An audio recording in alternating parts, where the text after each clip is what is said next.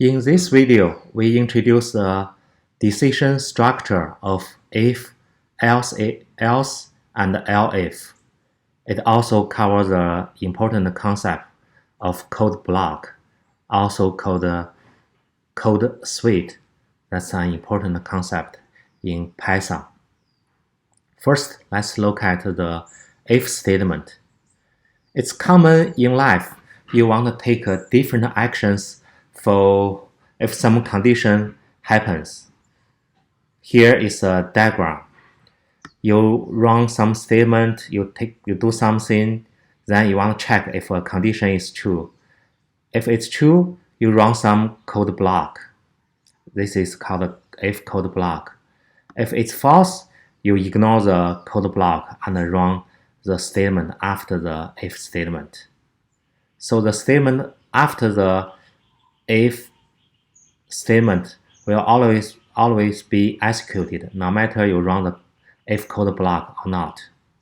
So to some extent, you can think the whole if condition is called if clause and the if code block as a whole. It will execute the code block here only if the condition is true. Otherwise, it ignores this part and run the code below the if statement. The actual syntax of the if statement is here. You see if condition, here the condition is a Boolean expression. It will be evaluated as a false or true. If it's true, the code one or more statements here is called a code block.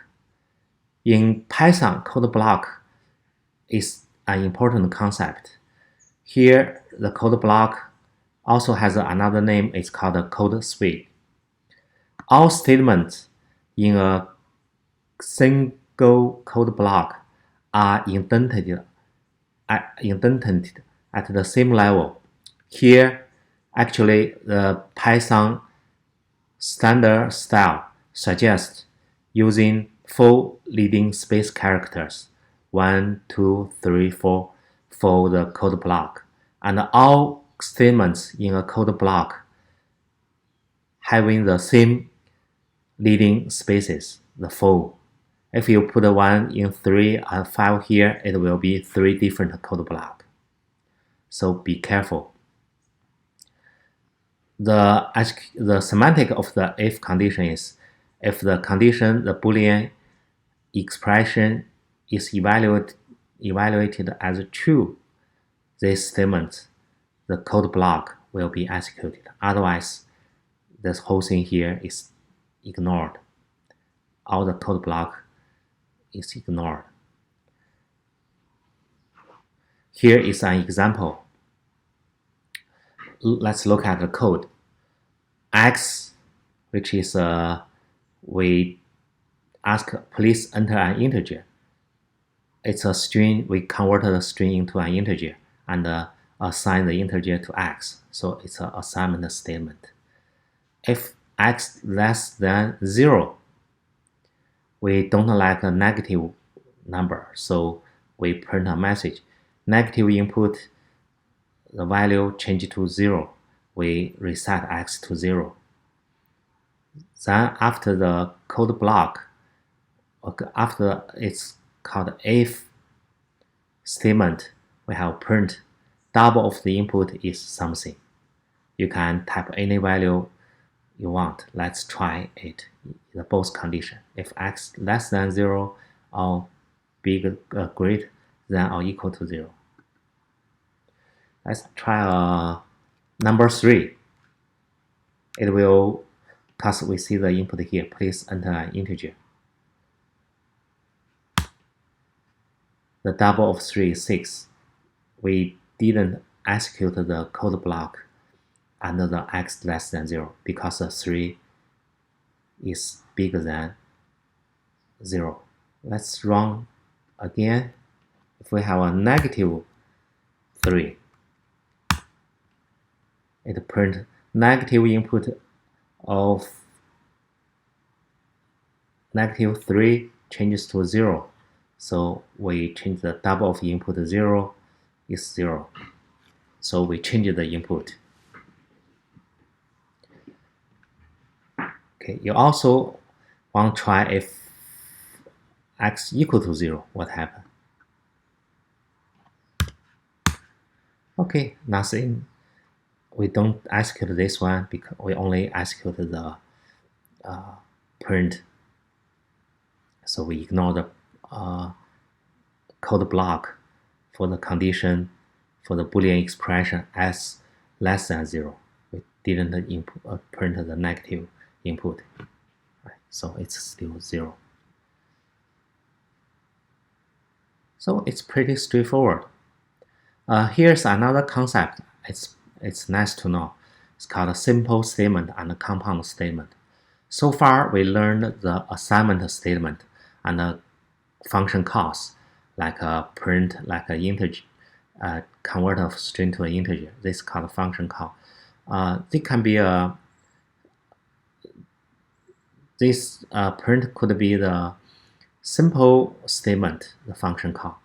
This one is an assignment. It's called a simple statement because it has only one statement and only be written as a single in a single line. The input and the enter here, it's called expression. An expression because it's a function call. It's used inside a statement. If you use it separately, like this expression, it's also a statement because it's you use it in a separate line. So here we have two expression: the input return value, the enter return value, and you assign this value to x. The whole thing is an assignment with two expressions.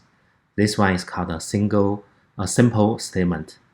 However, for the if statement, the whole thing here is called a statement. If you look at here, the whole if condition and the statement, they are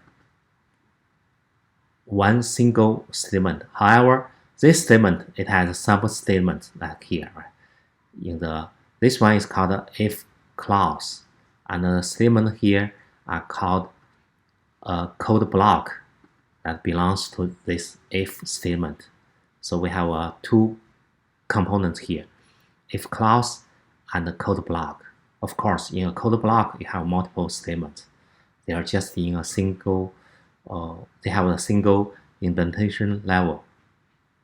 In this case, we have full living space here. So this kind of statement, the if statement, the if else, they are called compound statements. They have multiple statements and usually span multiple lines. Just a concept, nice to know. The next one is if else statement. In many situations, you want to execute some actions for if the condition is true. You also want to perform some other actions if the condition is false.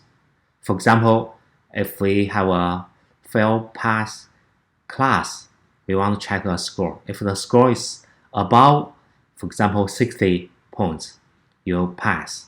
Otherwise, you fail. So that's something we can do.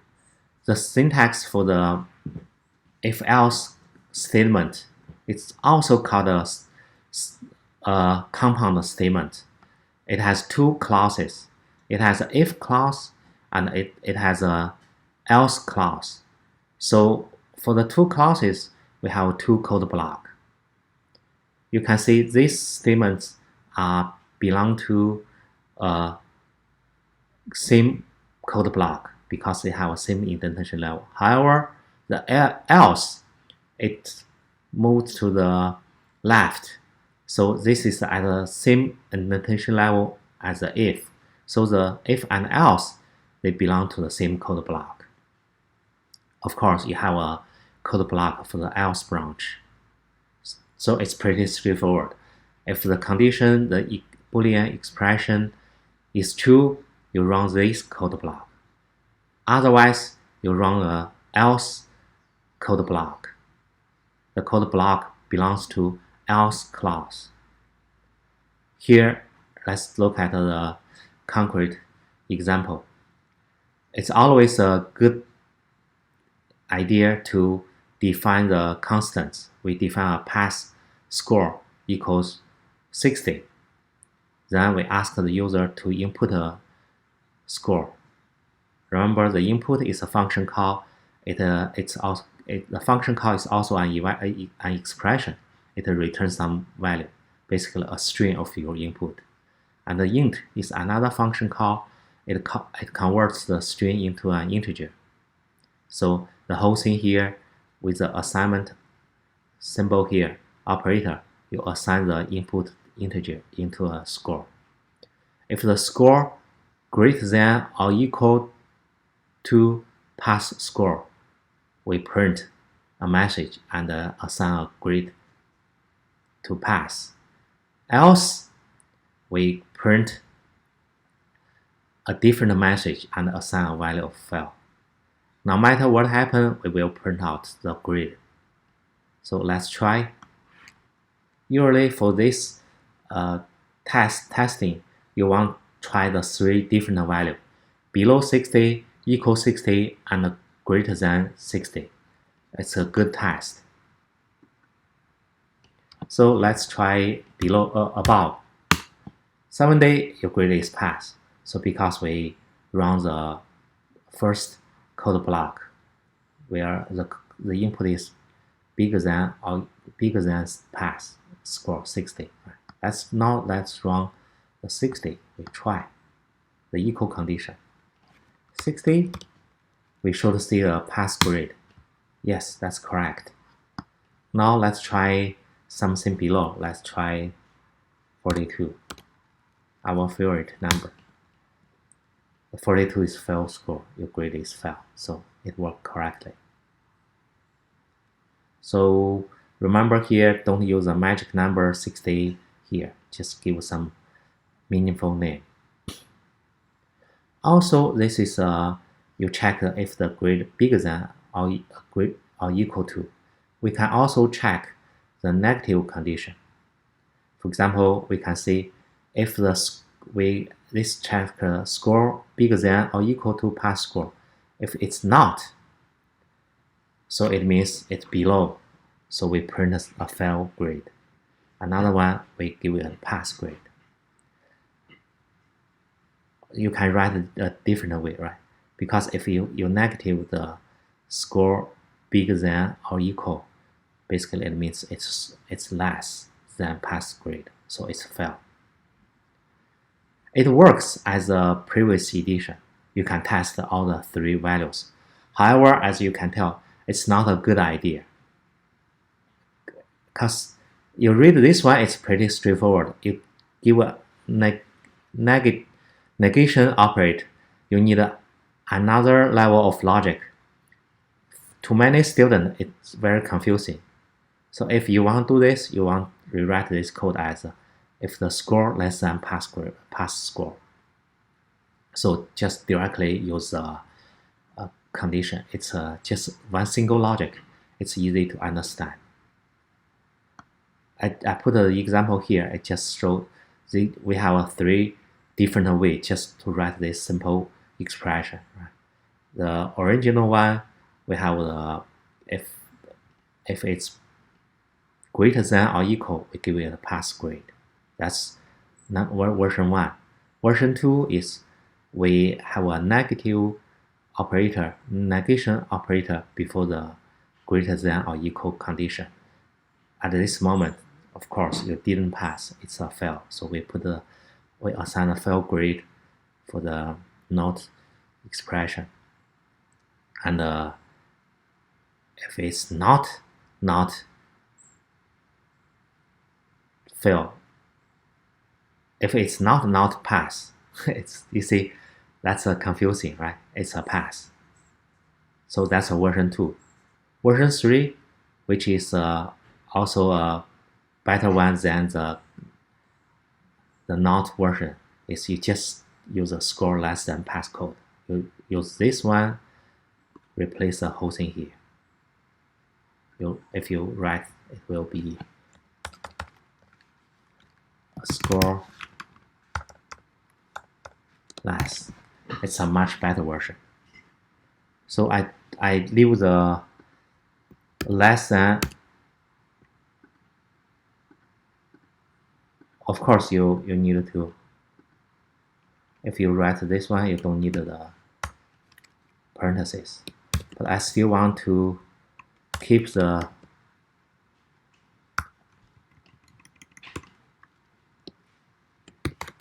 not negation version to have a, it's not a good one. So that's for the if else.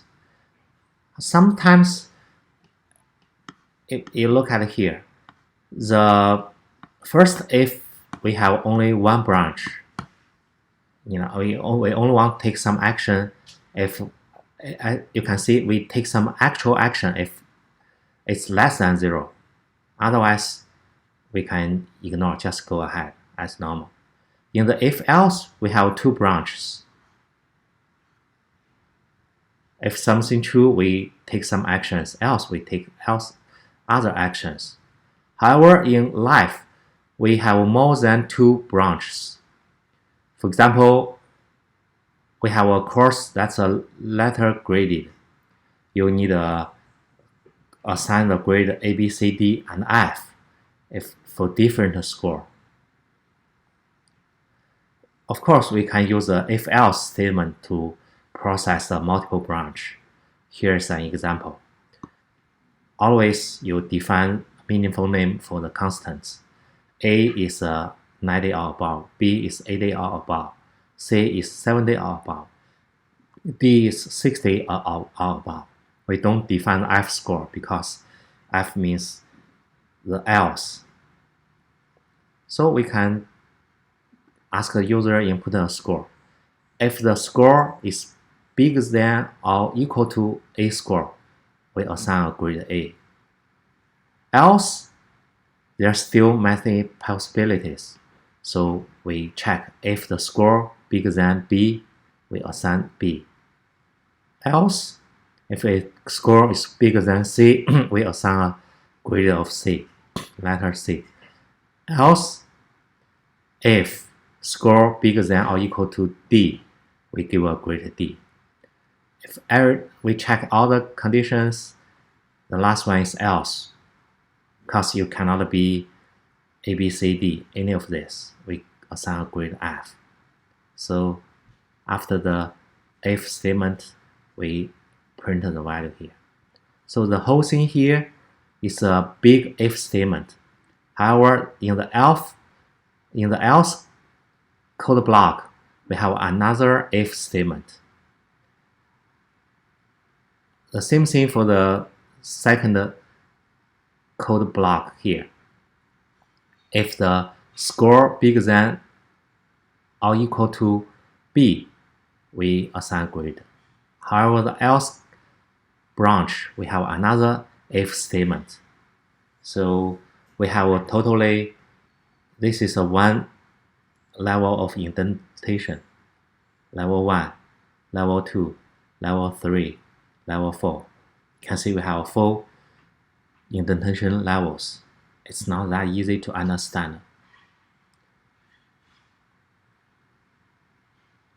Of course, you can write code less, but it's less than ideal. The more and more indentation means hard to read the code. So in Python, they have they allow you to write the if else if in something better syntax. If condition, you have a statement. Else if condition statements. Else if condition statement. You can have more else if needed. It's the same thing as this version. But you can tell it only has 1 indentation level. The first one is here. Yeah, we have 1 indentation level. It's much easier to read and to understand. So if we rewrite the code, it will be like this: A score, B score, C score, D score. then we check the condition A, we assign to A. Else if, we check B. The sequence of the checking is important. If you check the C before the B, you never have chance to check if the grade is then 80 or not. Right? Because greater than or equal to 70 covers the case for the B. So you should follow, remember, you should follow the sequence of your logic. If bigger than or equal to 90, it doesn't include the case of 80. However, greater than or equal to 80, it covers the case of 90, so on and so forth. So the sequence is very important. The order matters. Okay, I don't need to run the code. You can test by yourself.